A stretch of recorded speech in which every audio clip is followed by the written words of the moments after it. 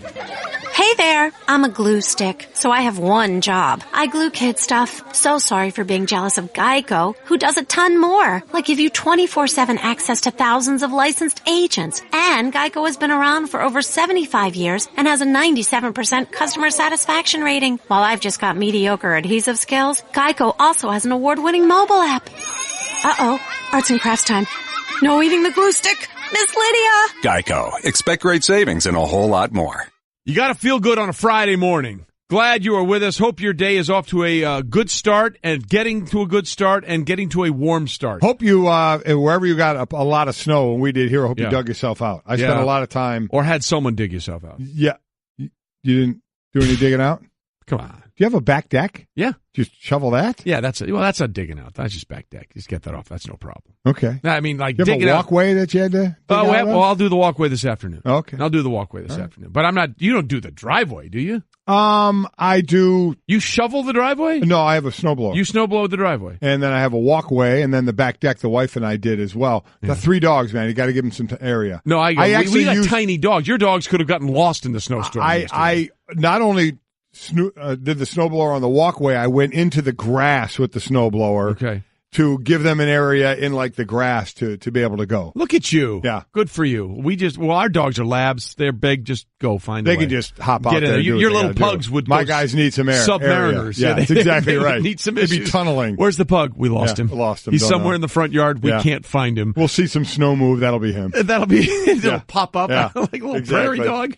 Golic and Wingo on ESPN Radio and ESPN 2. Presented by Progressive Insurance. All phone guests join us via the Shell Pennzoil Performance Line. We're about to do our deep dive. Yes, we are. Into Wild Card Weekend. But first, we have done a deeper dive into the thing that has been bothering us all morning long. The Bills, as they said they would in a great gesture, sent a ton of wings to the Cincinnati Bengals because it was the touchdown pass from Andy Dalton to Tyler Boyd that put the Bengals over the Ravens, which allowed the Bills to go into the postseason for the first time. And the Buffalo Bills tweeted this out this morning. Our friends at Duff's are hitting the road to Cincinnati tonight with 1,440 wings, 90 pounds of celery, 30 pounds of carrots, 6 gallons of blue cheese, 9 gallons of Duff's wing sauce, and a ton of thank yous from Buffalo. Very cool. Very cool. Very nice. Great. First of all, they're driving. It's 6 hours. It's over a 6-hour drive. 430 plus miles from Buffalo to Cincinnati. So they're committed there. But we wanted to know, and we were trying to figure out, how did they arrive at 1,440 wings? Right. That was the thing that we couldn't get to. We called the Bills. They said there was no reason for that number. It is a dozen is what it is. Right? Isn't that what it is? 120 dozen. 120 dozen. But then we went to the menu of Duff's where you can buy wings, and you can buy 5, 10, 20, 30, 40, 50, 100, 250, 500, or 1,000. You can buy 1,000 wings. 1,000 wings. So why not just order 1,000 wings or for some reason? 2,000 wings. Or order 1,000 wings and 500 wings for 1,500 wings. Yeah. It's 1,440 wings. It seems like an odd place to stop. There has to be a reason. And again, we called the Bills and they said there was no reason. There has to be a reason you said 1,440 wings, or did you just say 120 dozen? If so, why? Yeah, it just seems like an odd number to me. It just seems like an odd burden to land on, a number. Now, a gross refers to a group of 144 items, a dozen, or a square dozen. A great gross is a 728. A small gross refers to a group of 120 items, 10 dozen. So we want to know. We want to know how they got to that number. We're not saying it's a bad number. No. We're just curious as to how you stuck the landing on 1,440. Normally when you order something, you have to specifically order it, correct? Yes, you have to specify what the amount is. Why did they specify 1,440? By the way, I think Buffalo fans and the Bills are like, we don't care. Yeah. We just care. But we care. Somebody had to place that order. Yeah, someone had to say, let's go with that number, 1,440. And I want to know. And I want to know if there was meaning. It has to happen. Has to. There has to be some sort of intrinsic value to that number. Yeah. So we'll try and figure that out. But Buffalo, the Bills, we're going to call you again. Yeah. Make something up. Yeah, just pretend. Just pretend there's a good reason for it, we can stop doing this. I went with maybe Jim Kelly's number was 12 and they times whatever. That's the thing. Perfect? We start thinking way too much and about we don't this. want to think on this show. We want someone to do the thinking for us. And by the way, we want you to answer something for us as well. We have on, because of the wings, we have at Golic and Wingo on our Twitter page a question for you. Would you rather, with your wings, have ranch, blue cheese, or nothing? Right now, ranch is winning. I'm blue cheese, but I can do ranch. I don't care. But if you give me my choices, blue cheese, your choice is nothing. Just give me the wings, baby. And ranch is winning right now. So keep those votes coming in. That's surprising to me. But, hey, it's what everybody likes. And listen, we've got a lot of reactions to that already on what your sauce choice is or your dipping sauce choice is on Twitter. So hit us up at Golic and Wingo. Keep those coming. We'll have those for you later. By the way, we've also tried to call Duff's, the wings place. Yep. They did not answer. Granted, I don't think there's a real I was going to say it's not open. Breakfast run at 8:05. Yeah, I don't. The breakfast wings special. I don't think we had that. Yeah, you think they're ducking us? They're ducking us. Stanzik thinks they're ducking us, or they open at 11 Eastern. Yeah, so get which used is 3 hours away. It's probably they probably have more snow at Buffalo than we're all talking about exactly. here. Okay, lots to get to. You want to do some things that are trending? Let's. All right, not LeBron, not Steph, not Westbrook, but Giannis Antetokounmpo is the leader, the early clubhouse leader in the NBA All-Star voting. Only 3 players with over 800,000 votes. Antetokounmpo has over 863,000, LeBron over 856,000, and Kyrie Irving has like 802,000. The only 3 right now. Those are the 3 leading vote getters. Other that are up there, obviously Kevin Durant is there. Steph Curry is up there as well in the 700,000 range. They're the only 2 there. Then you get to the 600,000 range. That's going to be James Harden. But the normal are at the top. And then you add in Antetokounmpo, who is, man, he is fast becoming that freakish. We know he's the freakish athlete, but that superstar player as well, which really gets me interested in where can Milwaukee go, and will Milwaukee be a destination point for some players to improve that team, or will Antetokounmpo end up somewhere else? Yeah, absolutely. But he is so much fun to watch right now, and just the things he's able to do. Yeah. I mean, it sort of started last year. He's still, only 20 years old or 21 years old? He's so ridiculously young that the idea that we may not have seen the best from him yet is kind of frightening. It's crazy. When you look at his wingspan more than anything else. So that's the leader right now in the early voting for the NBA All-Star Game. And again, it's going to be a secret draft. They're going to draft players so people's feelings won't get hurt like mine always were when I was the last guy taken. I think it's that, and maybe if the draft is heavy in one position rather than maybe they'll even it out so nobody really has to know. I think they're just protecting people's feelings. Let's just go with our story. It's a lot better. I'm for it because my feelings were trampled on all the time. All the time, huh? All right, let's continue. So this is sort of become an interesting little sidebar. The Celtics are going to retire Paul Pierce's jersey on February 11th. Right. That's the same night that Isaiah Thomas comes back with the Cavs, when we believe he'll be starting at that time. Right. They were there this week, and Isaiah didn't play. He had just come off the bench the previous night in their win. I think it was over Portland. Yes, over Portland. And because he was coming back from that hip surgery, so they didn't do anything. They put him up on the screen at the Jumbotron, and people waved, and they appreciated all his years in Boston. But for some reason, this isn't sitting well with the truth. Paul Pierce on the jump talking about the idea that his jersey is going to be retired, and the same night they plan a video tribute to Isaiah Thomas. It's like everybody's getting a tribute video now. It's like if you play for a team, you get traded. Clipper Darrell might get one next. You get a tribute video. Now, I'm not saying Isaiah shouldn't get a tribute video. Clipper Darrell might get one. Clipper Darrell leaves the Clippers as a fan. He should get one. But, listen, on February 11th, the night I get my jersey retirement, I'm not sure I want to look up at the Jumbotron to see Isaiah highlights. Bro, after all the years I put in. You don't need to share that with nobody. I had a chance to watch Kobe's, and throughout the games, the timeouts, it was a lot of tribute videos for him, and I enjoyed to watch that throughout the game. Now, hopefully, the Boston Celtics will do that for me. I'm not sure if I want to see an Isaiah video that night. Issues? Well, what's interesting is was it 6 or 7 hours ago? We should find that tweet. Didn't Paul Pierce tweet like 6 or 7 hours ago that I can't believe, is there really going to be a story made of this? Well, you kind of made it the story. You just hear what you just said? Right. I mean, you kind of did that. The word thought bubble is still out there in the air. And then you put on this tweet. He tweeted 10:58 last night. Is this really a topic? Well, Paul, you seem to go into quite a bit of detail when answering this. So let's back it up. To be clear, they have a discussion on the jump about Isaiah Thomas's video tribute the same night as Paul Pierce. Paul Pierce says, why does this have to be on my night? Yeah. I really don't want to be looking up at Isaiah Thomas highlights on the night they retire my jersey. Paul speaks on it. People react to it. Paul Pierce reacts to people reacting to it by saying, why is this a story? Because you chose to talk about it. You did, Paul. I mean, we love you. If you had said, hey, that doesn't matter. If they want to show the video before the game of IT and then retire my jersey, no big deal, then it's not a topic. Yeah. Or if you say, hey, you know what? There's 41 home games. I'll do it another night. It's the last time Isaiah's going to be there.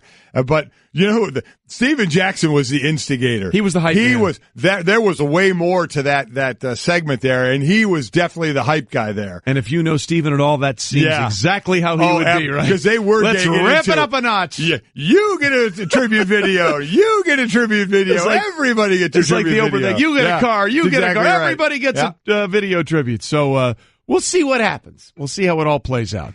Speaking of the Celtics, who will be in the zone tonight as the Timberwolves take on the Celtics at 7 p.m. on ESPN? Will it be Kyrie, who coming off just 11 points in the win over the Cavs? What about Jason Tatum? Boy, how good has he been? Man, and how about Karl Anthony Towns or Jimmy Butler? Right. So let us know. In the Zone, brought to you by AutoZone. Get in the zone, AutoZone. And we finish up what's trending with problems in Oregon with pumping gas. Yeah, people, some parts of Oregon now have to pump their own gas. It was a state where the gas was pumped for you. Like, that's what I found out when I played for the Eagles and lived in New Jersey. New Jersey, they pumped the gas for you. I was stunned when I first got out of to pump the gas in Jersey, and someone was like, no. You know, we do it, you don't.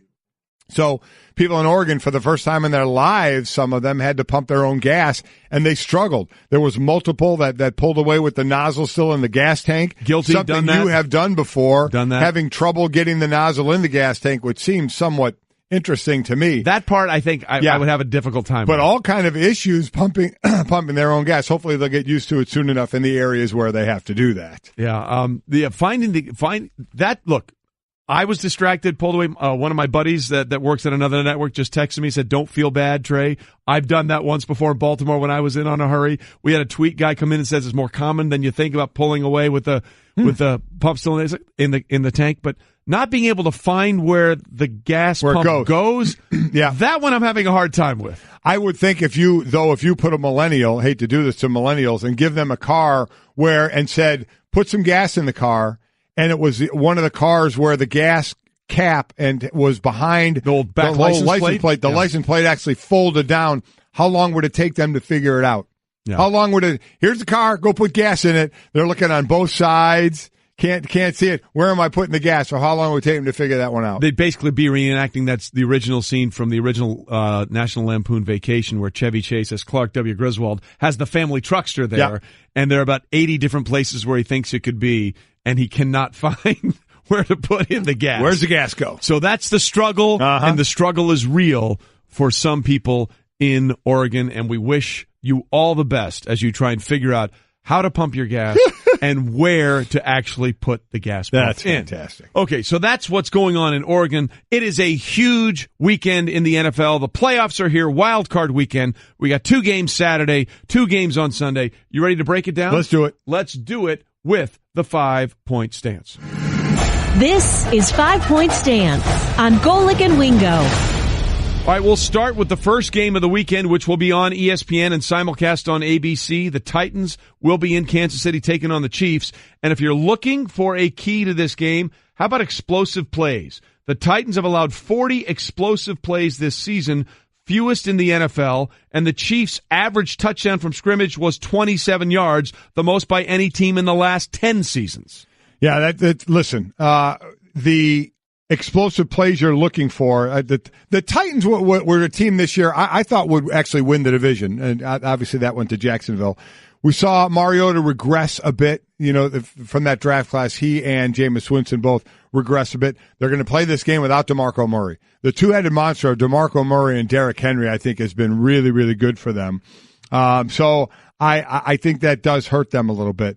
But they do allow those, it's the fewest, as we said, in the NFL. And the Chiefs, early in the season, we saw how many home run hits they had, especially out of Kareem Hunt. But Alex Smith firing the ball down the field a little bit. They've always had that. But then all of a sudden, it seemed like Kareem Hunt was not touching the ball as much as he was early in the season. That Alex Smith was kind of reverting back to that more the side throws than down the field throws.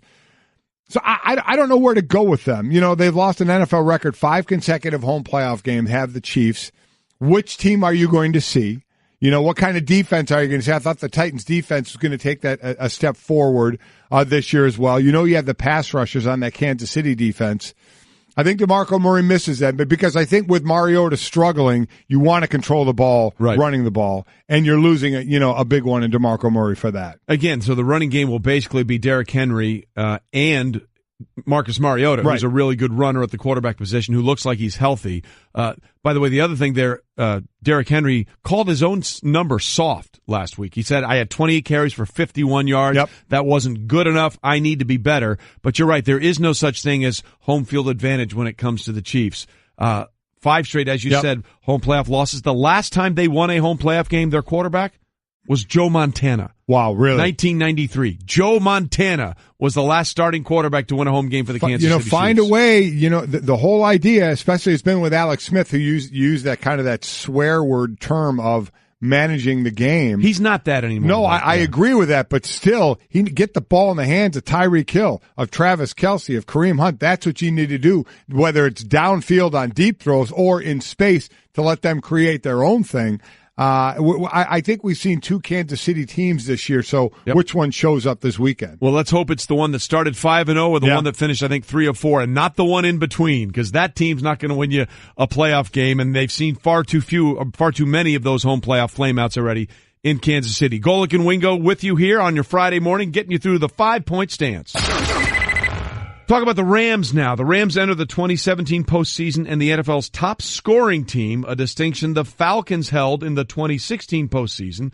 And 3 of the last 4 scoring champs reached the Super Bowl, and each of the last 5 at least made it to their respective conference championship game. Listen, what this team has done, the turnaround it's done, and a lot of it has to go with, you talk about different levels, college, pro, of what coaching means. And you just have to be honest. What has coaching meant to this team with a 31-year-old coach and the assistants that he has brought in and the atmosphere that he wants? Without Sean McVay question. has been incredible especially for a guy in Jared Goff, who after 0-7 last year, people wanted to throw him on the junk heap already. It was unbelievable. But what a turnaround. A couple of additions on the offensive line. Todd Gurley getting involved in the way that you wanted him to, over 1,300 yards rushing, catching the ball, 64 receptions, I think is a monster thing that has to happen with running backs in the game right now. And then a defense, I'm looking forward to this pass rush. Both these defenses, they're not overly large, and they rely on that quickness, especially that Atlanta defense. So Atlanta getting after Goff, and that defensive line for the Rams getting after Matt Ryan, because neither one of these quarterbacks is that unbelievable athlete that's going to escape and just burn you running down the field. Right. These guys are going to want to be more in the pocket, and they're going to look, even if they get outside the pocket, to try and make a play downfield. And both teams have good pass rushing ability, especially the team that has the best D lineman in the game in Aaron Donald.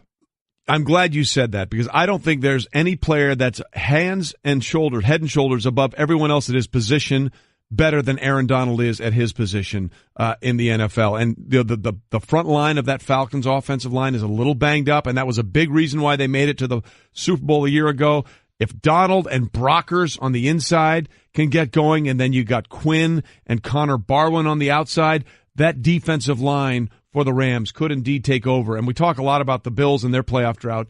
The Rams last made the playoffs in 2004. They had the third longest playoff drought going into this season, so they have gotten that turned around as we continue with our 5-point stance. The Falcons are back in the playoffs after losing Super Bowl 51, 28-3. The last team to reach the Super Bowl the year after losing it was the Bills in 1993, part of their 4 straight years where they went to the Super Bowl and lost all 4 times. Listen, we thought this was going to be a team that was going to fit that mold of losing the Super Bowl and then not make it to the playoffs, even though as of late that has been less and less the case.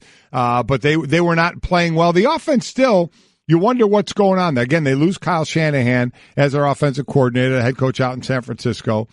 So with Steve Sarkisian now running the show there, it just hasn't looked the same with the same players.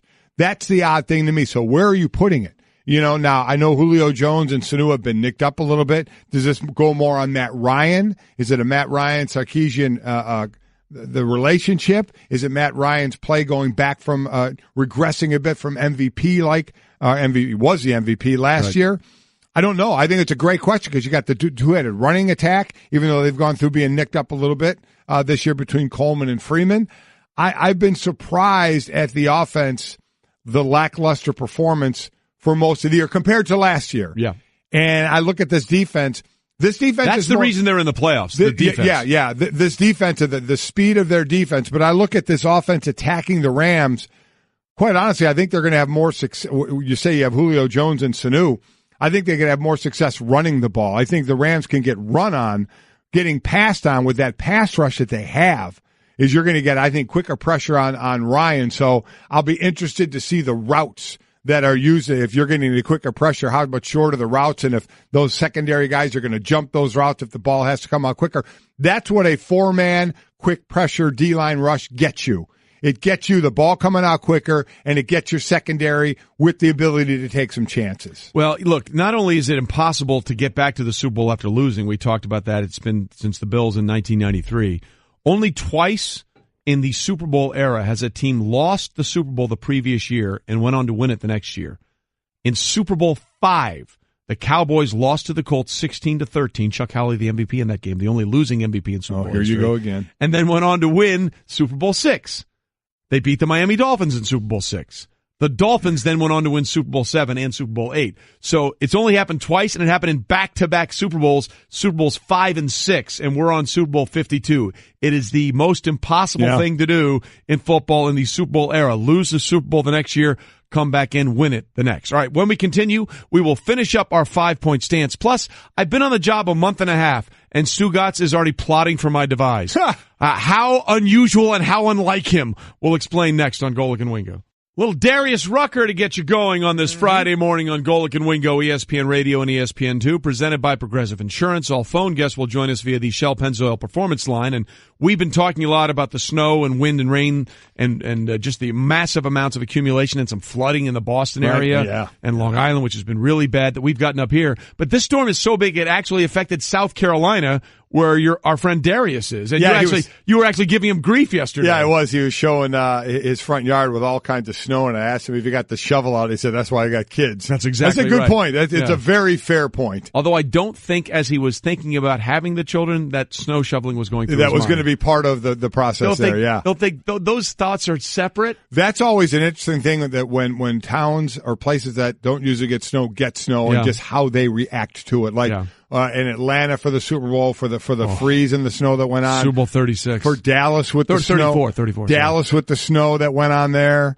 in the Super Bowl. I mean, that was the worst. Holy smokes. And just areas that just don't know how to react to it. And the worst part about that when Super Bowl 45 is, I went to school in Texas. You would get a couple of snowstorms every year, but they never think that it's going to happen. Right. Like they never have trucks and salt spreaders and all that kind of stuff. And I remember when we were actually in Fort Worth, because our setup was at Sundance Square in Fort Worth, because it was a North Texas, air quotes, Super Bowl that year. And there was one story that led the morning news. The salt spreaders and plows have arrived. It was 5.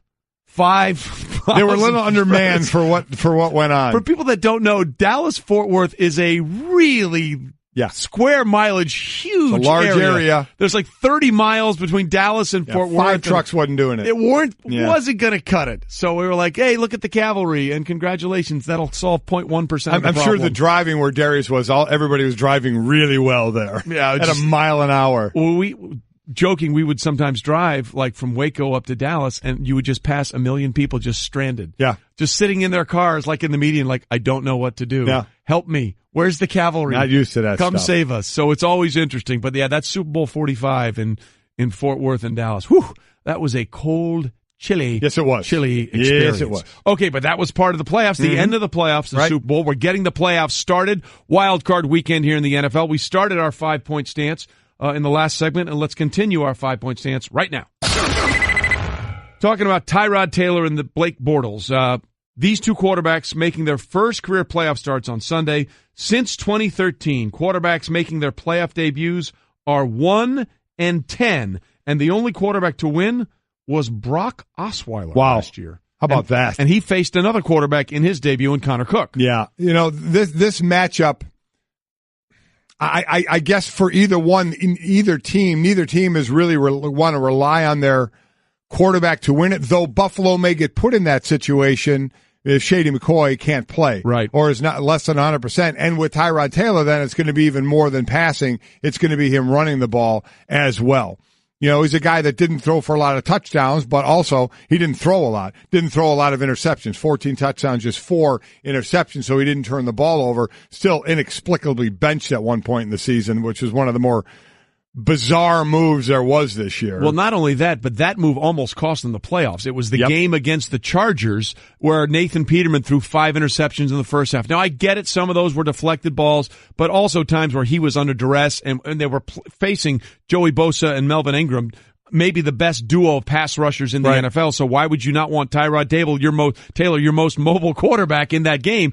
And had all of those teams finished with the same record, there was a situation where that one game might have cost the Bills the playoffs because of the loss to the LA Chargers. Yeah, I mean that was an interesting move there to say the least. And for Jacksonville, listen, can you trust Blake Bortles? Well, Blake Bortles had the question. 3 weeks. He had 3 really good games. He finished off the season not too well for the season, 60%, 21 touchdowns, 13 interceptions. Do you trust him to win the game? You don't want to have to. It's what we've talked about all year. Jacksonville wants to win with defense in the running game, but you never know. Here it's win and go home, or win or go home, I should say. So it may get put on his shoulders, some of this, and how does he come through? Well, that's the thing. Weeks 13, 14, and 15 of this year, Blake Bortles did something he had never done in his entire NFL career. 3 straight games, multiple touchdown passes in each, 0 interceptions in each. So you're thinking, hey, maybe he's got it. And then the last 2 weeks, multiple interceptions in both of those games, which really was a struggle. By the way, continuing that point about the stats and Tyrod Taylor and Blake Bortles making their debuts, quarterbacks may not be the only thing to tell us because the Bills and Jags are the 2 NFL's most run-heavy teams. The Bills had 487 runs against 476 passes. The Jags had 527 runs and 527 passes on the dime. You want balance? Yeah. The Jaguars found a way to have balance. The problem for, I think, Buffalo here is their run defense. Their run defense is 29th in the league. And Jacksonville runs the ball really well. And the interesting thing there is, what did they do before the trade deadline? They traded away their run stuffer, Marcel Darius. Where did they trade him to? Jacksonville. Yeah. Jacksonville was dead last against the run when they made that trade, and I think over the rest of the season they managed to get it up to 7th best against the run. Maybe you want to keep Marcel Darius around. 2 inexperienced playoff quarterbacks, 2 inexperienced playoff teams. Yep. Jacksonville, to me, is just the better team. That front 7, and then A.J. Boye and Jalen Ramsey on the outside. By the way, those were the only 2 teams that either ran it as much or as more than they passed it. Every other team in the NFL passed it more than they ran it in 2017. And we finish up 5-point stand with the Saints going for a 3-game sweep of Carolina. Since the AFL-NFL merger of 1970, there have been 20 instances of a team going 2-0 in the regular season and then meeting a third time. 13 times they completed that 3-game sweep. So, the odds are in their favor to do that. They are, favored, I think, by like 6.5. I don't know what the latest line. They got the early lines here. I don't know what the latest ones are, but they're favored in this one. And again, we say this about New Orleans. The last time they had a rushing attack like this, they won the Super Bowl. I mean, it couldn't have come at a better time. Take the pressure off of Drew Brees. He still has great receivers. Michael Thomas has been unbelievable. He's been phenomenal for him. And the defense, that's been the biggest turnaround. The two biggest surprises is one you didn't know about because he's a rookie, and that's Kamara. You had no idea. You knew he was a versatile back, but you had no idea he was going to take the league by storm the way he did, and then paired with Mark Ingram, how good it was going to be.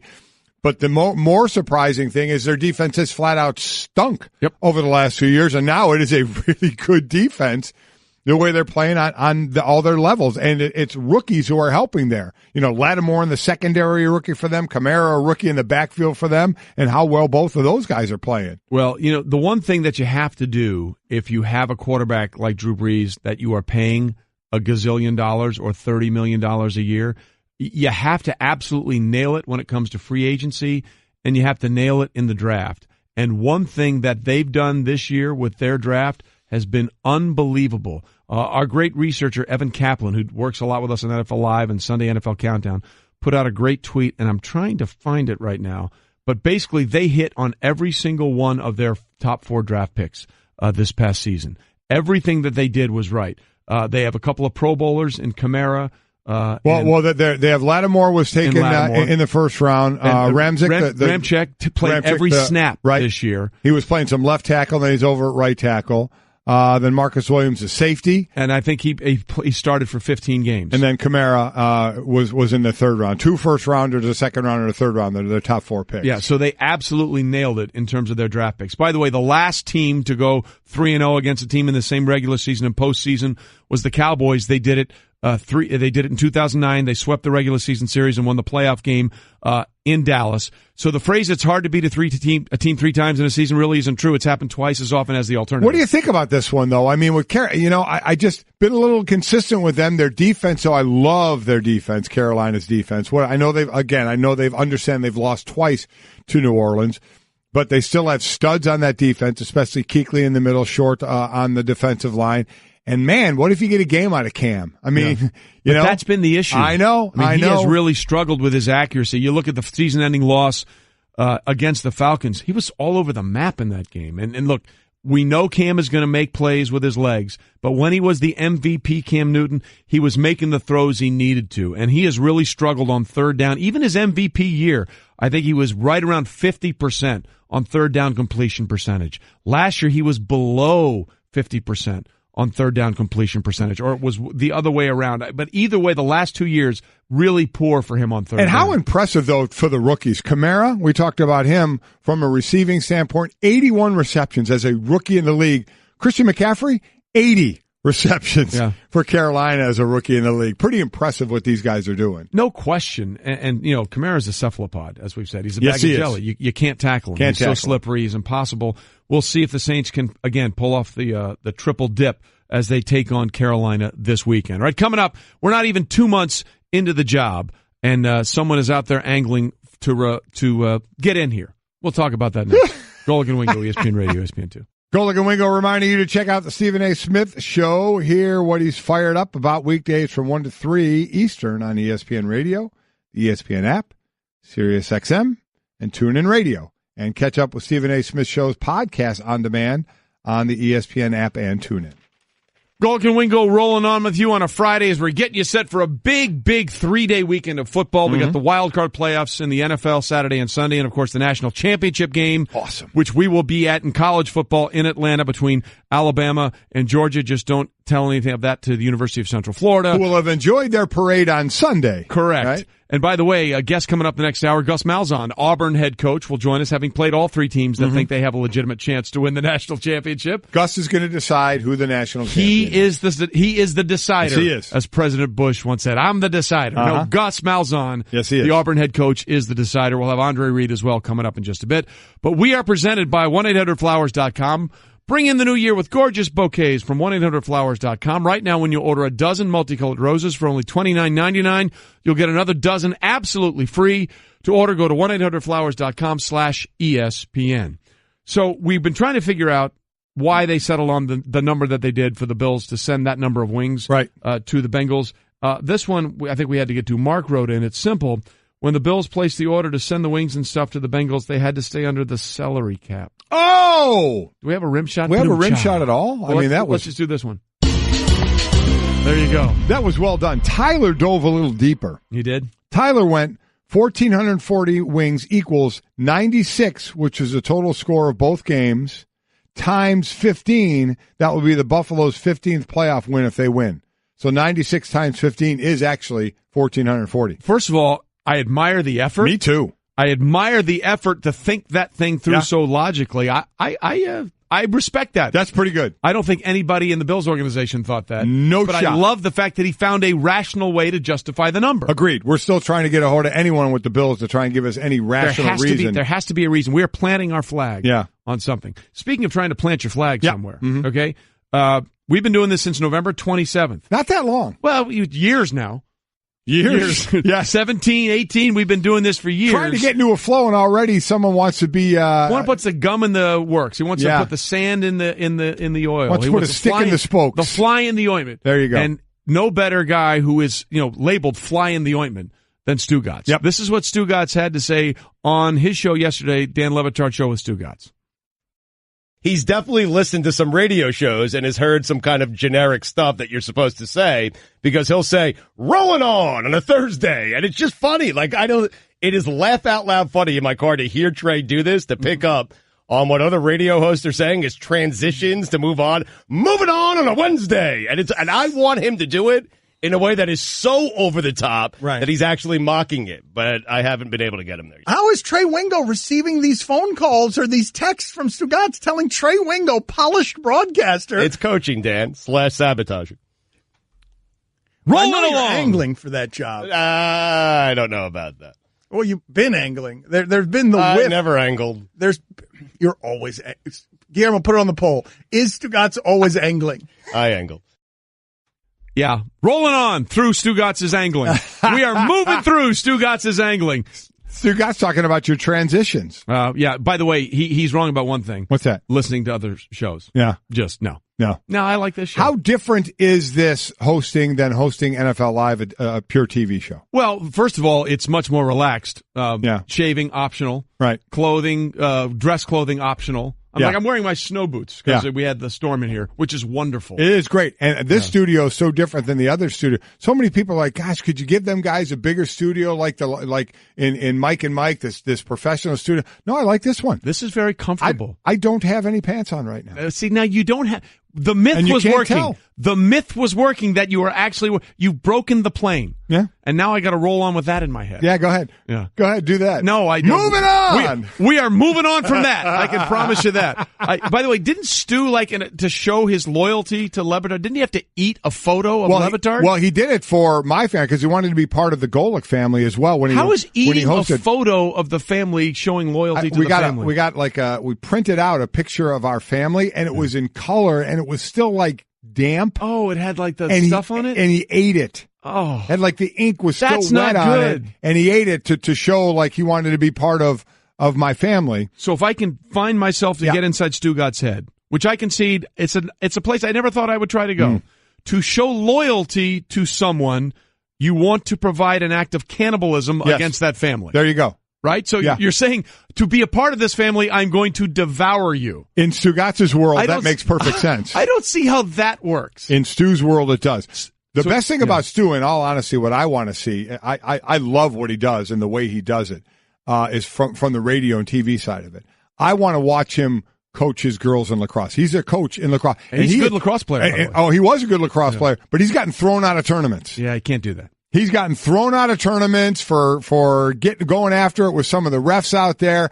I want to watch him coach what are they, young teenagers I think that they're coaching? 13 and 14 years old. I think there's something like that. Yeah, no, he played lacrosse in college. He knows the game. Yeah. But I want to watch him coach. Can we get a GoPro on him during the game? Oh, it'd be awesome. And get him mic'd up? But it's got to be mic'd up. Yeah. Got to hear something. The great thing about NFL films is you hear all this stuff that you never think you would hear, like Mark Sanchez doing the John Gruden impression to get Mitchell Trubisky fired up to play his hometown team, the Cleveland Browns. We need to get a GoPro and a mic'd up on Stugotz. That's what I want to see. That's what I want to see. Now, just as a show of barbaric pride, does he eat the photo of the opposing team? I don't think so. To devour that, to say we are going to dominate you. I think he ate a photo of my family, and I think to appease Dan, he ate a photo of Dan and Poppy and whoever. That's not good. It's not. All right, coming up, 17 years since the Bills made the playoffs. We'll talk to their Hall of Fame wideout Andre Reed on what it means for the city. Maybe he knows why they sent 1,440 wings to the Bengals. Stay with us. Rolling on. I'm a robot vacuum cleaner, so yeah, I got one gig. I suck up dirt, so pardon my inferiority complex about Geico, who does so much more. Like, not only could they save their customers money on car insurance, but they got fast and friendly claim service too, and an award-winning mobile app. Plus access to licensed agents 24/7. Who am I kidding? I can't even do corners. Uh-oh, choking hazard. Popcorn kernels. Geico. Expect great savings and a whole lot more. I just saved hundreds of dollars by switching to Geico. I feel like I'm on top of the world. Disclaimer, you will not be transported to the top of the world. In the unlikely event you find yourself at the Arctic Circle, seek shelter from the elements immediately to avoid frostbite and or hypothermia. Geico will not be responsible if you find yourself in a cave or crevasse with a lonely abominable snowman, who in all likelihood will force you to play games including but not limited to Go Fish, charades, Chinese checkers, or his personal favorite, Red Rover, send Yeti on over. Geico is not liable for any damages, either physical or emotional. Geico. 15 minutes could save you 15% or more. Golic and Wingo on ESPN Radio and ESPN2, presented by Progressive Insurance. All phone guests join us on the Shell Pennzoil Performance Line, getting you set for what is going to be a huge 3-day football fest for Saturday, Sunday, and Monday. Wild card games Saturday and Sunday in the NFL, and then, of course, National Championship game Monday in Atlanta, Alabama taking on Georgia, except Central Florida doesn't see it that way, which we understand. I get that. They'll have their parade on Sunday to celebrate their national championship. But we will be there in Atlanta. So if you want to join us on the show, come on down. We'll have the bus there. We'll be at Gate 2 at the Mercedes-Benz Stadium. Golic and Wingo, our Twitter page, and pinned there is all the information you need to go to where we are. And as Trey mentioned, our bus will be there with our ugly mugs on it, and the bus that will now be, and let me tell you what, we have some really cool things planned when this bus goes out on tour and we start doing shows out on the road of what we're going to be doing with it. It's going to be a lot of fun, but this bus in Atlanta will be the first trip the bus has taken, so we're really looking forward to that and hanging out with everybody. So that'll be the capper, if you will, on what should be a great 3 days of football, and we'll be looking forward to that. And again, as Mike said, check out the pinned tweet on Golic and Wingo, tell you how to get there. I think the gates open at like 5 a.m. or something like that, so good for you getting there, and we will be there as well. But we got to get to everything else before that, and let's start with what's trending. Well, sadly, there will be no Serena Williams at this year's Australian Open. She won it last year while she was pregnant. She gave birth to her first daughter, Alexis Olympia, in September while the U.S. Open was going on. But she said, while I'm close, I just don't think I'm where I want to be on her fitness level. So Serena Williams will not be at this year's Australian Open. Yeah, and listen, every athlete knows their body better than everybody else and knows where they are. Right. And certainly Serena is one of the all-time greats, probably the greatest ever to play her sport. You know, maybe for some it would be ready to go, but for others, for her, knowing her level of where she wants to be, doesn't want to come back until she can be at that level, which is, of course, dominating and winning events again, and she just doesn't feel like she's there. So, hey, it's a shame we won't be able to see her there, but I mean, what are you going to say? I mean, how dare you? Yeah, Serena, you do you. I mean, you're going to know a little better than Trey and I whether you're ready to play some tennis again. So we don't have guys in general can't have a whole lot of say in when women want to come back from pregnancies. Yeah, it's working. Let's put it this way. However Serena has done it, it's working. The other side, Andy Murray, one of the top seeds for the men, will not be there as well. He's had hip issues since he had to withdraw since he lost in a quarterfinal at Wimbledon last year in tennis. By the way, the Australian Open is one of the funnest events ever. It's a whole celebration, and the Aussies are just the best. It'll be on the ESPN family of networks coming up in just a little bit. So if you're a tennis fan, and there are tons of you out there, make sure you still check out the Australian Open. It is a lot of fun, but we won't have Serena. Tough for Andy Murray, though, starting out going for a while, and if he ends up having to have surgery, putting him behind the 8 ball, obviously. Well, we saw Isaiah Thomas of the Cavs, right, dealing with that hip issue, and he's tried a lot of things, Andy has, to try and get this right since July. The last thing you want to do, anybody, I'm talking about athletes because they're trying to get back to a sport, is get your body cut open. Right. So you want to do everything you can before that, but the downside of that is you spend a lot of time trying to do all the rehab without getting operated on, and then it doesn't work, and then you get operated on, you set yourself back even that much further. And our buddy that worked here for us for a lot of years, Mark Schlereth, who had 29 surgeries in his career, always said, you're never the same after that surgery. There's just a whole nother level of different that you have to get used to, but it's never exactly the same. And we continue. What's trending? Kristaps Porzingis needs a nap. He needs a nap. This was interesting. After a 121-103 loss in Washington, he had this to say: I'm tired. I'm so tired right now. I have one day to rest my legs and get back and play better and have more energy, and I try and bring the team's energy up. We're in a tough stretch. The mental part doesn't help at all. When it's mentally tough, you don't have it in you. Now, there's one side of you that says, do you like the honesty of that? And then there's the other side that said, man, don't be telling people that. Yeah. I mean, don't you This is your team now, and this is how you become a great player. You not only have to carry the load physically, but mentally as well. You have to be that guy. You have to be that guy that everybody else looks at and says, you know what, man, our star is doing his thing. He has got us up going every night. And I'm not sitting there saying that's an easy thing to do. And everybody has off nights, but boy, I don't know. You are pinning your hopes. If you're the Knicks on this guy, you are building around this guy. Did you want to hear that? See, that's the thing. I mean, and this is the difference. We talk about it, let's say in football parlance, okay? There's a difference between the number one wide receiver and being the number two wide receiver. Because if you're the number one wide receiver, guess what? They're doubling you on every play. Right. Which means as the number two wide receiver, you're not getting doubled as much, which means you're going to have an easier time working on your man and getting open. But when you're the guy, everything goes through you. Yeah. And once they traded away Carmelo Anthony in this offseason, it was all about the unicorn. And it is a different mantle. It is a different burden. It is a different level of responsibility. And he's sort of having to understand that. Yeah, now. He is. Everybody, and he's young. So, you know what? I haven't really heard nationally or even is he getting blasted for this? Is he not getting blasted for this? He's a young player. And all this, you're right, is just thrust on him this year because Carmelo was still there last year. So let's see how he comes through this. I know it's something that probably don't want to say out loud. As I said, some may say, oh, we love the honesty. I'd be like, I might have kept that one to myself. You can talk about that maybe in the locker room a little bit. That's not one I maybe want out there so much, but hopefully it's something that, you know, he's the man. Everybody is looking to him.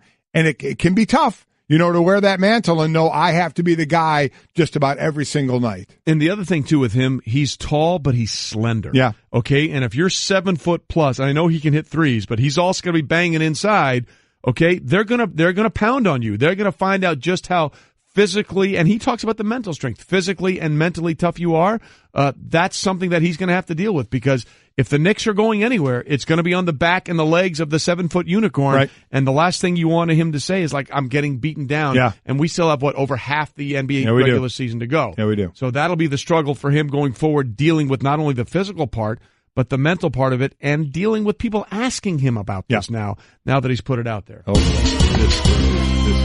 I don't know if you're going to survive this next story. This is awful. So I'm just going to let you sort of deal with this on your own level and sort of come to grips with it. Mike, the mic is yours. The world may run out of chocolate in about 40 years. What? Say that again? The world could run out of chocolate, the best treat in the world, on track to go extinct in 40 years. Why? Because the plant that produces chocolate, these plants are slated to disappear by as early as 2050, thanks to warming temperatures and drier weather conditions. Chocolate could become extinct. That is a problem.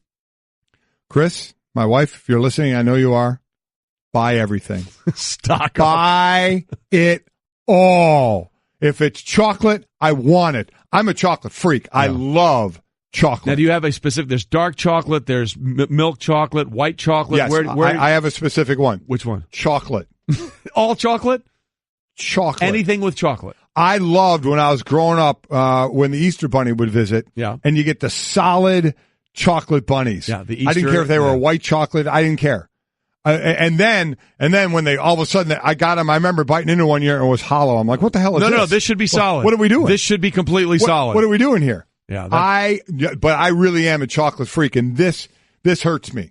Yeah, this hurts me. Now I probably won't be around. No, you got 40 years in you. I'm going to try very hard to be around. I'll be 95 then. I think I can do it. You know what you're going to be? You're going to be like the major interstate in this country. I-95. It just keeps on rolling. I'm either going 95 keeps on rolling, and so will you. I'll either be around breathing every day, or I'll be around sitting in my favorite chair, and my wife will have had me stuffed. And I'll just be sitting there. Oh, now that's an image I want to think about now. What do we think about that? You as an example of taxidermy. Yeah. What would be the pose? Let's put this up on Golic and Wingo. What would be the pose in which Golic should be stuffed? Oh, I know what my kids and my wife would say. In the recliner, the chair I sit in all the time, head back sleeping, because that's normally how I end up, napping. But if you're going to be stuffed for all time, you don't want to you want to look as if you're at some point alert. Yeah. Right? You don't want to be, there he is asleep, as he would be anyway if he's not with us. Which is really fitting because he's dead. Well, yeah, that's my point. So let's put some animation into Golic as a taxidermy object. So let's rule out number one, the picture of which I speak. The butt photo. Yeah, we're not doing that. That should not be the taxidermy. How about photo. eating wings? That would be good. Yeah, that would be good. Or holding the pug would be a good one, which is your Twitter profile. I'd have to have a pug picture. in both hands. That's fine. Right. You're stuffed.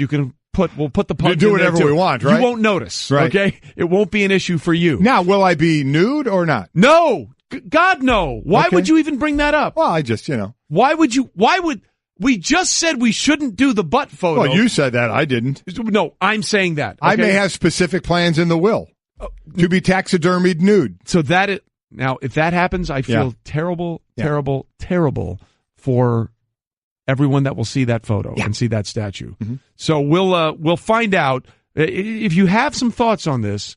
And my God, I hope you don't.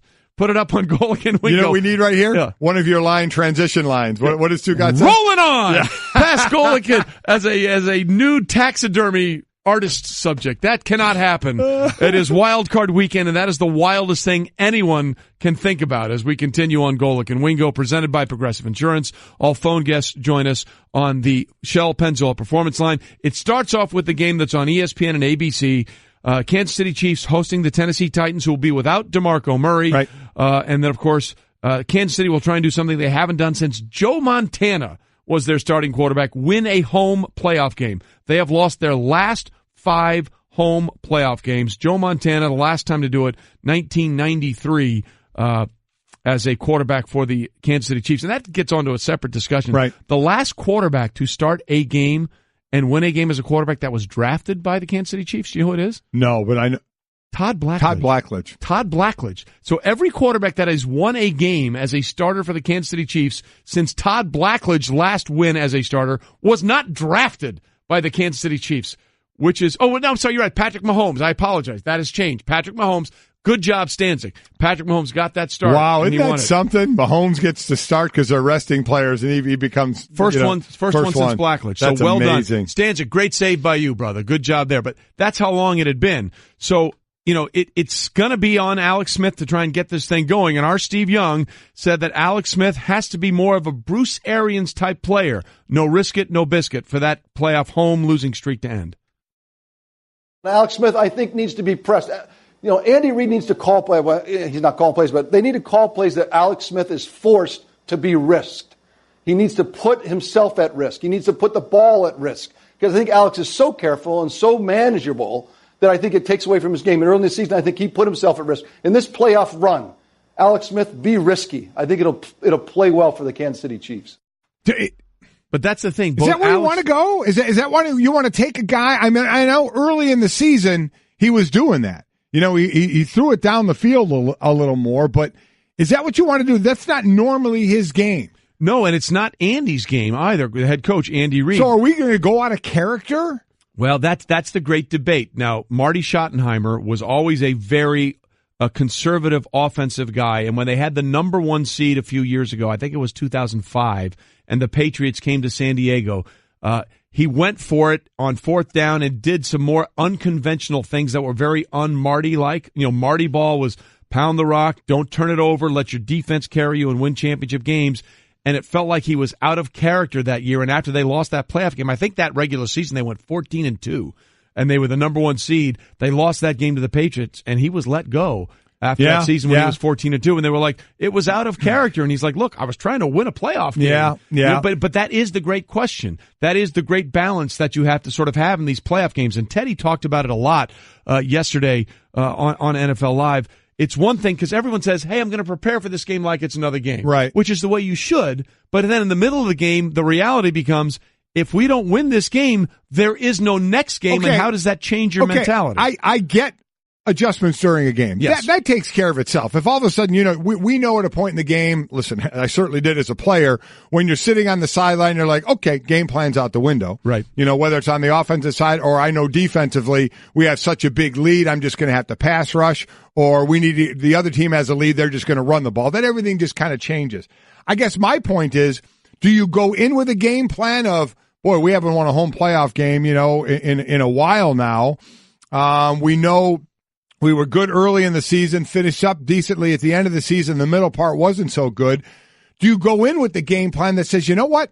We should go in. I always think you go into a game with what you do best. Be who you are. Exactly. And not go. Now, if Alex Smith has to throw this team back in or every now and then take your shot, I get it, because you have a guy that can take the top off of defense in Tyreek Hill. You have, arguably the second best tight end in the game, Travis Kelce, behind Gronk when Gronk is healthy to throw to. But I don't know if I sit there and go into it saying I need to take more risks. Be prepared, I think, to take more risks. And maybe I can understand what Steve is saying. If you mix it up early on and go maybe be out of character for a series here or a series there to kind of mix it up a little bit. But overall, you got to say, okay, this is why we're here. This is what we have. Let's find a way to use this to the best of our ability. Golic and Wingo here with you on a Football Friday, getting set for Wild Card Weekend. You're right, because look, this losing streak goes back to when Dick Vermeil was the head coach. They had the puntless game where they lost to the Indianapolis Colts, I think 41-38. So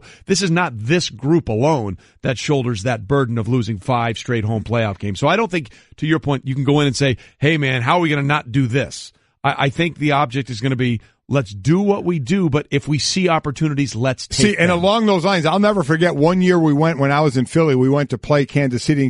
Christian Okoye was a running nightmare. Back. And was running on everybody, right? We prepared that week to stop this big back. We were going to hit him and hit him and hit him and hit him. 4 touchdown passes later, we were getting smoked in that game. Yeah. They were play action and hitting us deep. We were like, what the hell? Yeah. They did a really great job of mixing it up. So to Steve's point, I can see that, the expectation is this. So every now and then, let's give them this. I don't know if I'd make a game plan out of it, but certainly be ready to do some of that. Was that a playoff game or just a regular season game? I believe it was a regular season game. Okay, because that was that great backfield when they had Christian Okoye and Barry Word. Remember how big he was? Sure, yeah. Those two backs were enormous. And let me tell you what, up close, Christian Okoye, his muscles. What a specimen. Yeah, his muscles. And that was always the great thing about a D lineman. It was like you never got a guy like that at top speed. Yeah. If he busted through the D line, then it was the linebackers and DBs that had to worry about him at top speed. Yeah. We could always get him before he built up top speed. By the way, our producer Stanzik just whispered in here, hey, we don't know these people. That's not my problem.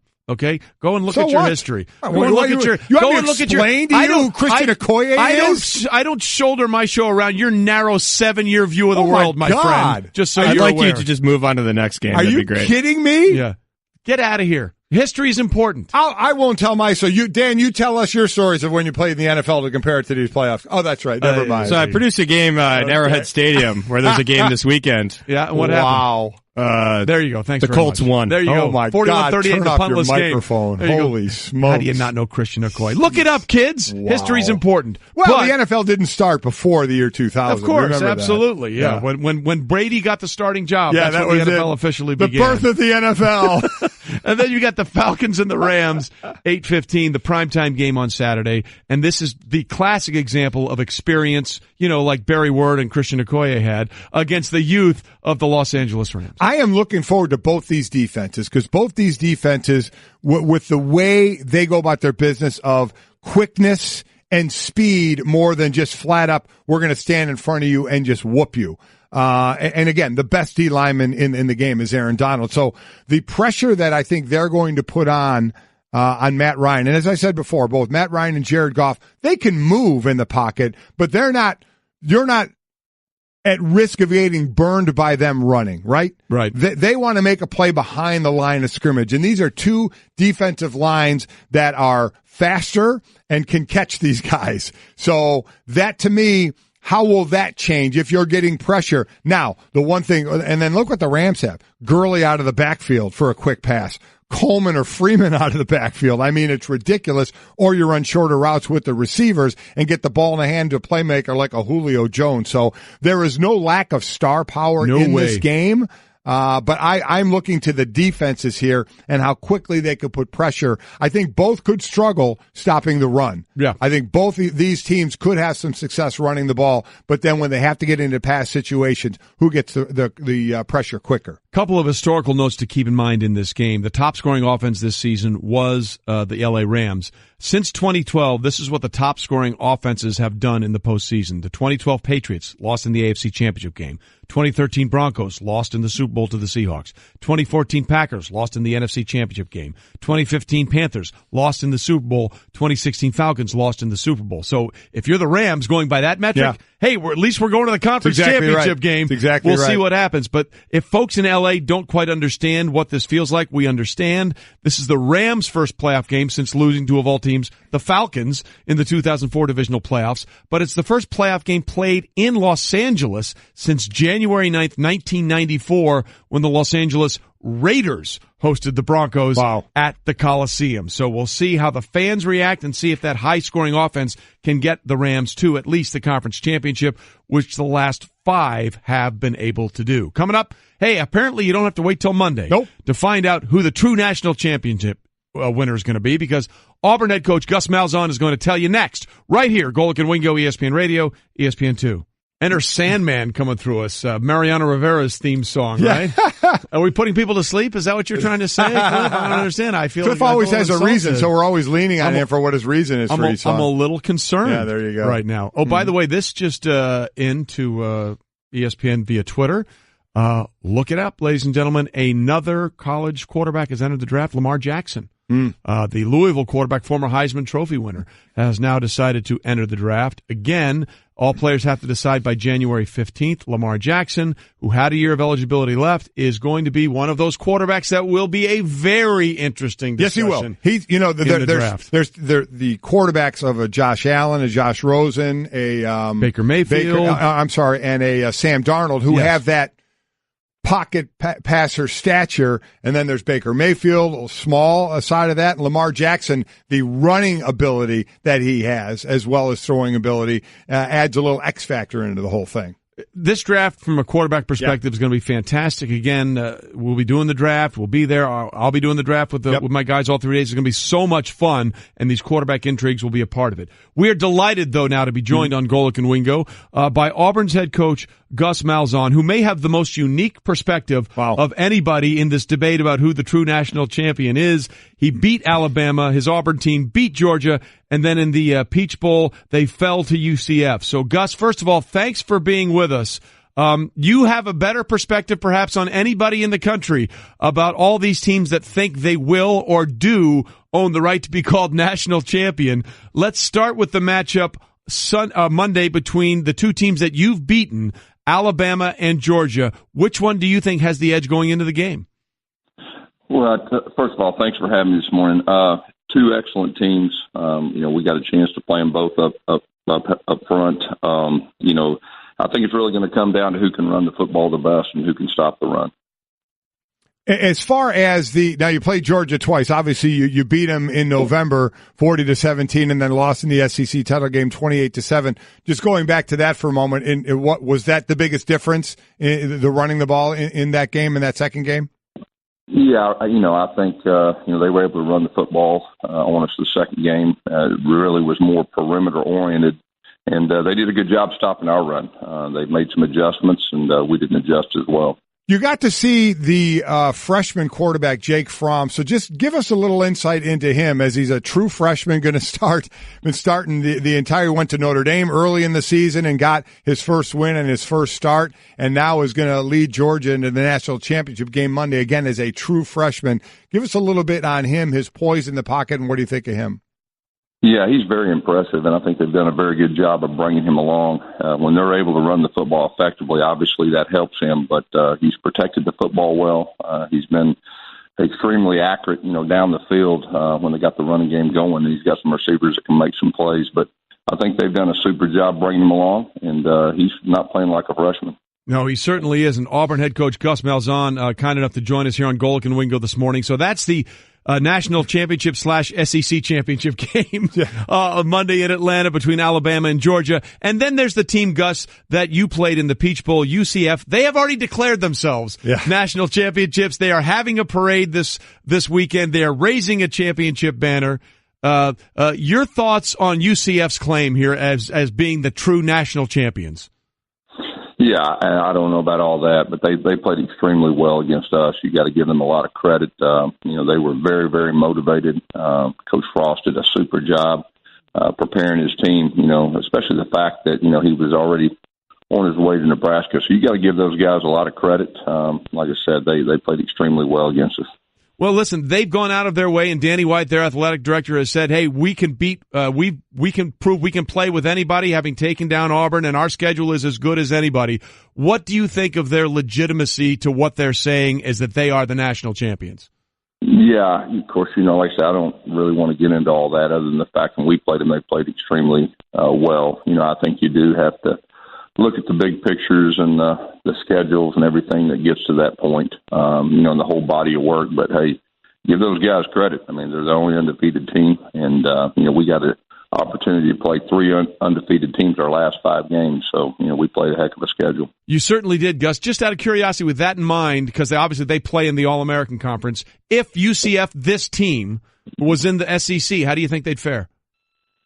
The tough part is our league is a grind. I mean, every week, it's a physical grind, and you're playing good teams, and even teams that some people think, aren't that good around the country. It's really tough, just the grind that goes week in and week out, and, that's the challenge. It's one of those teams, again, we're talking to Gus Malzahn, head coach at Auburn, played UCF in the Peach Bowl. Central Florida won that game 34-27. Were you surprised during that game? Because you don't see a team like this, so you're game planning for a team you don't normally see. So whether it was how they played or really what you can control a lot, too, is how your guys played. Were you surprised at your team's performance in this? Well, we were disappointed that we didn't play our best. There's no doubt about that. You got to give Central Florida credit, but, we didn't play our best. And, if you look at the whole body of work, we did win 10 games.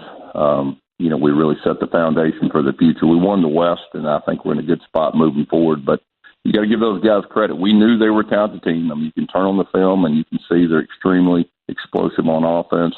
They played extremely hard on defense. And it's in one of those bowl games, you've got to get up every bowl game, and you've got to have your best. And we didn't have our best, but you got to give those guys a lot of credit. Gus, take us in the mind of that 18 to 22-year-old. Here you are, you knock off Georgia 40-17. Then 2 weeks later, you knock off Alabama 26-14. You're going to go play in the SEC title game against a team you really hammered in November. So take us what your conversations were with your players as far as, were they reading press clippings? Were they overconfident at all? They are young, men. So that's not out of the possibility. So how were they reacting going into that SEC championship game? We're really in good shape mentally as far as going into that game. I think the challenge is to beat a very good team twice. And then the fact we played them just 3 weeks earlier, Kerryon Johnson wasn't, 100%. I think that was a factor. We turned the ball over a couple times, but that's the challenge. And, you're so close to being one of those Final Four teams, and the makeup that goes with not, reaching that goal, that's a challenge. But that's just something that, from a coaching staff and a player standpoint, you got to overcome. Auburn head coach Gus Malzahn with us on Golic and Wingo this morning as we get set for the national championship game between Alabama and Georgia.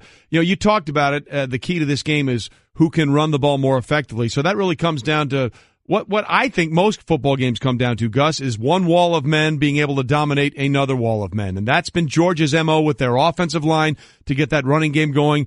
And we certainly saw that as Alabama's MO with that defensive front seven and how they're able just to choke the life out of most offenses that they go up against. So when you see the power running game against Georgia going up against that front seven of Alabama, which has been so ferocious, where do you see the edge in that matchup? Yeah, I think the key is the running backs for Georgia are so talented. And if they get to the second level, I don't think anybody really can tackle them. You got to get them before they get going. And the first time we played them, we did that. And so I think that's going to be a big key. Alabama is very, very physical, and probably the most physical front that we played all year. So, that'll be a big key, if Georgia can get the running backs to the second level. Everybody, if you're not in the title game, I'm sure most people like to watch the title game, but this a unique year in the fact that you beat both. I know you lost to Georgia in the SEC title game, but you beat both these teams. Does that make it a little tougher to watch this game on Monday, knowing that you beat them both? Well, I think it's tough, the fact that we're not playing in it. You know, we were fairly close, to having a chance to be in the Final Four and just didn't get it done. But, you know, we did beat both of them. They're both solid teams and very good teams. So to make it tougher, I don't think it's any tougher. Well, one other question for me, kind of off. Well, two. First, with the UCF thing and what they're claiming and all that, you know, from putting that aside, but what some people want to see because of it, we want to see a team like this get a chance. Are you for, and not because just of this reason, are you for an expanded playoffs to go to 6 or 8 teams? Yeah, I'd be all for 8 teams. You know, I'm an old high school coach and kind of like the idea of quarterfinals, semifinals, and give more teams, you know, opportunities. And, you know, they'd have to kind of restructure some things with the number of games and the bowl games. But I think you see it, you know, every year that there's more focus just on the 4 playoff teams. And then the rest of the bowls, I don't think, are quite what they once was. And so I think we really got to take a hard look at this thing moving forward. And I'd be all for the 8 teams. Completely in agreement with that. And finally, Kerryon Johnson, your running back. Now, it's different everywhere. We're just talking about guys that are not coming back for their last year in college and going to the pros, Kerryon being one of them. How did it work with you? Do you guys have a discussion? Does he bring you into it? Does he do it all on his own? How did that all come about? Yeah, we're very close, and his family's very close. And, you know, it was just kind of, we put the facts out there, and Kerryon Johnson did a super job for us here at Auburn. And I think, you know, from the running back standpoint, it's a little bit different because the number of hits and the life expectancy of a running back in the NFL. But, you know, I definitely gave him my blessing. He is a fine young man. He's going to be a great pro. He's so versatile. You know, he can run the ball, he can catch the ball. Probably the best protector in the draft. So, you know, we're rooting for him, and he's going to do a super job. Boy, that is a key thing you just said that most people do not realize, to be able to pass block and save your quarterback from taking a shot. Do you give I always wonder this, do you give your blessing begrudgingly? Because, listen, let's be honest, you'd love to have him back on your team again. So is it kind of, good luck, you know, but deep down you're like, man, I wish you were coming back. You know, hey, our philosophy is kids come to Auburn, you know, I want to help them reach their goals and dreams, and Kerryon wanted to be an NFL player, and I think he's in a very good spot right now. You know, he was an SEC Offensive Player of the Year and just did a super job for us. And so, you know, I give them the facts, very upfront with the families, and then they decide. And if they decide to come back, that's great. And if they feel like it's in their best interest, to move on, I mean, we're going to help them any way we can.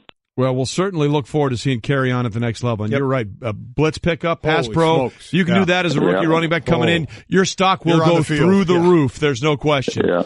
Okay, Gus, we really appreciate you getting up with us this morning. Obviously, your perspective, perhaps the most unique of anybody in college football, having played all 3 of these teams that believe they have some sort of claim to the national championship. Gus, we appreciate you being with us this morning. Thanks so much. Coach. Thank you, guys. Gus Malzahn. Got to be tough. Got to be. I mean, talk about on top of the world. Yep. You know, you beat Georgia, and 2 weeks later you beat Alabama. Iron Bowl, you take down Alabama. You are like, wow, you are right there. You beat 2 number 1 teams, and you have 1 more game to win, and you're going to be in the tournament. And boy, that had to be a tough one. Yeah, I was worried about that one because they'd gotten so hyped for 2 weeks or 2 out of 3 weeks. It's hard to keep kids at that level for so long. And then you don't want to push aside what UCF did, but a lot of people are saying, you know, what kind of attitude did Auburn have playing in the Peach Bowl after being 1 game from playing in the national championship playoffs?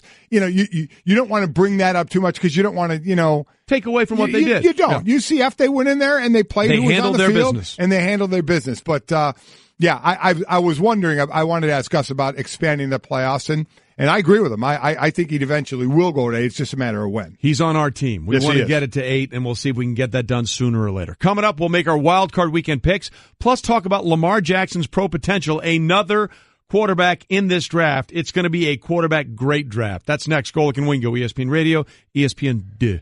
Golic and Wingo reminding you to tune into the national championship presented by AT&T. Coverage begins Monday, 6:30 Eastern on ESPN Radio, ESPNradio.com, and the ESPN app. Sounds like Kendrick Lamar bringing us back, reminding you that Kendrick Lamar will be the halftime show. Yes, he will. At the national championship outside the stadium, though. Will not be Park. In the stadium. Right. It'll be at Centennial Park, right outside the stadium, and that should be a lot of fun. Golic and Wingo will be there with our bus ESPN Radio and ESPN2. You can come check us out. We'll be at Gate 2 at the Mercedes-Benz Stadium. You can find out all the information on how to get there on our pinned tweet on our Twitter feed at Golic and Wingo. So that's a big deal in college football, obviously the title game. The other big deal is we have another quarterback, Mike, that is entered the draft. Louisville's Lamar Jackson. So you got Baker Mayfield, Lamar Jackson, Josh Rosen, Sam Darnold, Josh Allen, throw in Mason Rudolph. This is going to be a fascinating dynamic to see how the evaluation of all these quarterbacks comes, especially when you look at what's going to be going on in the NFL free agency and some of the quarterbacks that may be available. A lot going on. And with the Josh Rosen, the Allens, and the Sam Darnold, it's more pocket passers. We're going to pick apart their different issues that they have, but they're still, at least Rosen and Darnold, I think, are going to be right at the top. We'll see if Allen falls some. And then you have the X factors in a Baker Mayfield because of his size, his ability to get out of the pocket and create more. And then you have Lamar Jackson, who I think improved this year in throwing from the pocket, but he obviously still runs a ton. Last year, he ran the ball 260 times. This year, he ran it 232 times. The record for rushes in the NFL is by Cam Newton with 139. Did it this year, correct, Riley? This year. So 139, that's the record. So first and foremost, as I said about Lamar Jackson in the next level, and I said this, he throw out the number 260 and 232. He can't do it. No way. He's not going to run that much. You can't get away with that in the NFL. And B, he's a slight build as well. 6'3", 210, yeah. He's going to, and guys in the NFL are going to hit him, they're going to catch him, and they're going to hurt him. It's just the way it is. You can't get away with running as much as he has run. So you have to again, but we are seeing it more. We're seeing it more where teams that draft these quarterbacks tailor.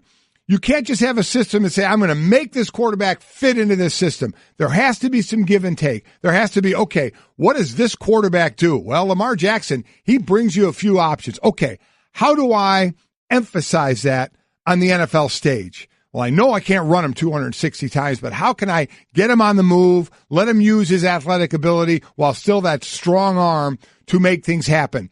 I think not that long ago, we were saying, Lamar Jackson can't play quarterback in the NFL. I think he can. And there are some that still don't think he's going to. There are some that think he's going to have to learn be a wide receiver, a la a Braxton Miller, a Terrell Pryor, the two quarterbacks from Ohio State that think that's what Lamar Jackson's going to have to do.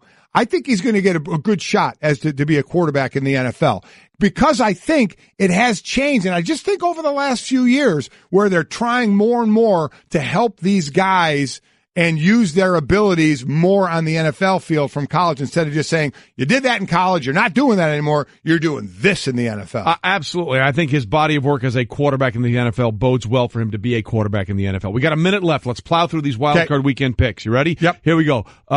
Start Titans Chiefs on ESPN ABC. Who do we like? Kansas City. Yeah. I like them. Again, I like the offensive firepower they have and rushing the passer as well. No DeMarco Murray. I go with Kansas City. I'll go Kansas City as well. The nightcap, Falcons at the Rams in L.A. Going the Rams. Love their pass rush. I think they're going to put some heat on Matt Ryan. The key for them is stopping the running game, though. I will go Rams as well. That interior push from the defensive line against a banged-up offensive line for Atlanta. Sunday, Bills-Jags. No Shady McCoy or a very limited Shady McCoy. Jacksonville's defense is monstrous like them. I like the Jags a lot in that game. Panthers-Saints. Wow, this is my toughest one, but I'm going to go with New Orleans. Kamara, what he's doing, and that defense has really turned things around in New Orleans. I'll go with the home team in this one. I will go with the Saints as well to complete the sweep, which, by the way, means we all picked all 4 home games, which means we have no chance of actually being Zero right. shot. We will see you Monday in Atlanta from the site of the national championship game. Attention shoppers, clean up on aisle 14. Clean up on aisle 14. Someone dropped a jar of pickles. Kosher pickles. Beatboxing at a big box store. Surprising. What's not surprising? How much you could save by switching to Geico. A red minivan has the lights on in the parking lot. Geico. 15 minutes could save you 15% or more. Geico.